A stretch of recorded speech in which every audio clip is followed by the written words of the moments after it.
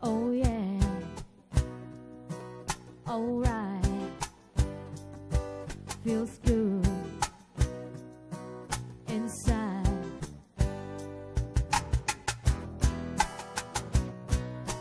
Season so, your drug is a heartbreaker. Season so, my love is a life breaker. Halo pemirsa, selamat berjumpa kembali dalam Sudut Pandang. Saya Vivi Aleida Yahya. Narkotika dan obat-obatan terlarang sudah bukan sebuah fenomena yang asing lagi di mata masyarakat. Namun, akhir-akhir ini peredarannya semakin pesat dan bermunculan jenis-jenis narkoba baru. Seperti apa gambaran umum penyalahgunaan narkoba saat ini di masyarakat? Kita saksikan tayangan berikut. Narkotika sudah sejak lama menggerogoti generasi muda bangsa ini. Tahun 2012 saja ada sekitar 5 juta pengguna narkoba di Indonesia. Dan jenisnya pun beragam. Mulai dari penyalahgunaan obat-obatan yang memerlukan resep dokter seperti obat penenang dan obat dari psikiater, sampai kepada yang paling baru, katinon. Tentu saja ini sangat mengkhawatirkan. Masyarakat bisa dengan mudahnya mendapatkan obat-obatan terlarang tersebut. Lalu apa yang mesti dilakukan? Dan siapa yang harus bertanggung jawab? Kalau dokter ditanya seberapa parah saat ini kondisi masyarakat dalam penyalahgunaan narkoba, apa yang akan dokter jawab? Ditanya parah nggak parah ya, saya pikir kalau contoh Jakarta lah ya. Jakarta kan ke ibu kota. Iya. Saya udah bisa berpendapat Jakarta itu banjir narkoba sekarang, bukan lagi banjir air. Kenapa Anda bilang banjir narkoba? Ada survei kita sama UI, ya, penyalahgunaan narkoba saat ini 2,2% dari populasi se-Indonesia. Oke, berarti Itu kurang usianya dari 10 sampai 59 tahun. Nah dari provinsi-provinsi yang tertinggi saat ini di Jakarta, 7% Jakarta, coba bayangin. Dia di atas, di Jakarta sendiri 7% di atas rata-rata. 2,2% kan? Itu 7% itu kalau kita hitung dengan jumlah orang ya, itu minimal 300.000 lah. Jakarta yang harus kami BNN melayani. Oke. Kalau misalnya ditanya, kemarin muncul ada obat baru katinon, sementara Anda mengatakan bahwa katinon itu sudah diatur gitu masuk narkoba golongan 1 begitu. Betul, ya. Jadi katinon ini sebenarnya obat lama, zat lama yang baru kasusnya ditemukan sekarang. Terus terang aja, BNN baru menemukan saat ini. Katinon ini kalau kita samakan dengan amfetamin type stimulan ya. Amfetamin itu kan istilahnya ini katinon, ini amfetamin, sama nih. Dua-duanya stimulan ya. Oke.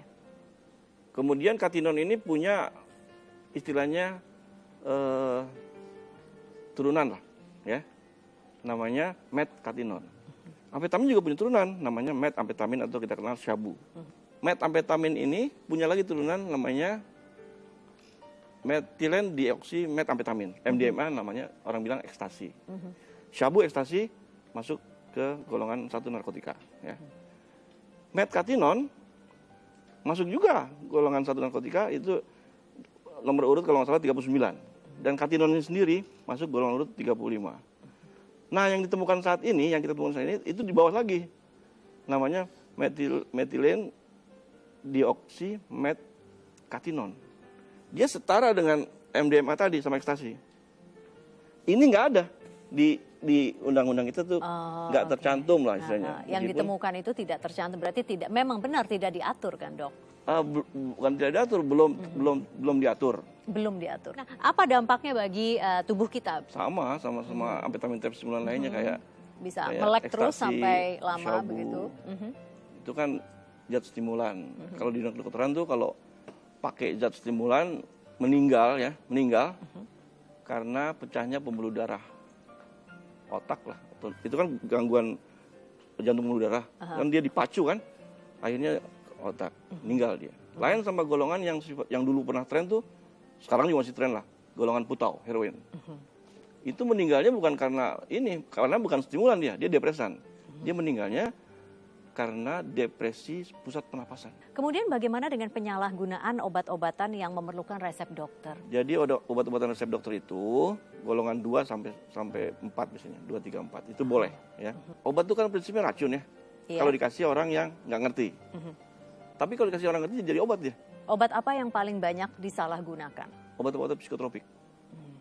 Psikotropik itu artinya misalnya obat anti cemas lah, anti anxiety itu. Itu kan punya efek ganda. 1 efek primer dan 2 efek sekunder. Yaitu Efek artinya primernya dia anti cemas, betul.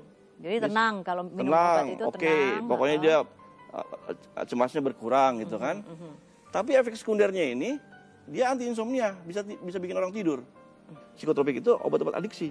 Artinya obat adiksi itu dia bisa kecanduan, toleransi. Jadi kalau misalnya pertama misalnya pakainya 1 kali 1 ya.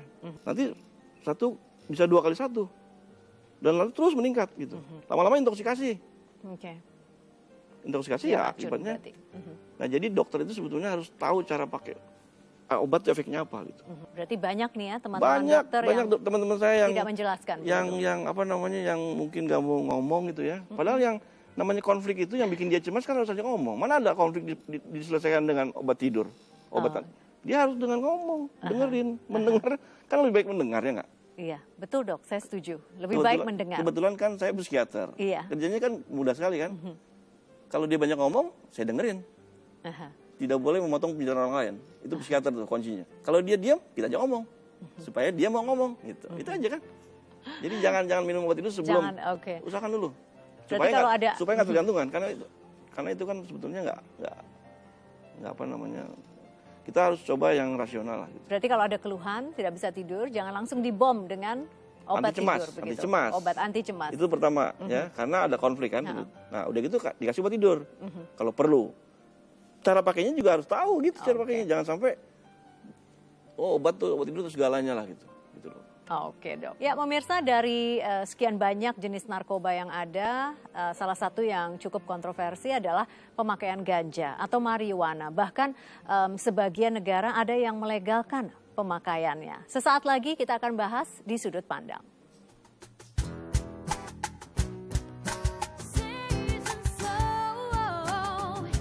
Bahwa pengguna ganja itu sudah tidak saatnya lagi dikriminalisasi oleh pemerintah, oleh negara kita.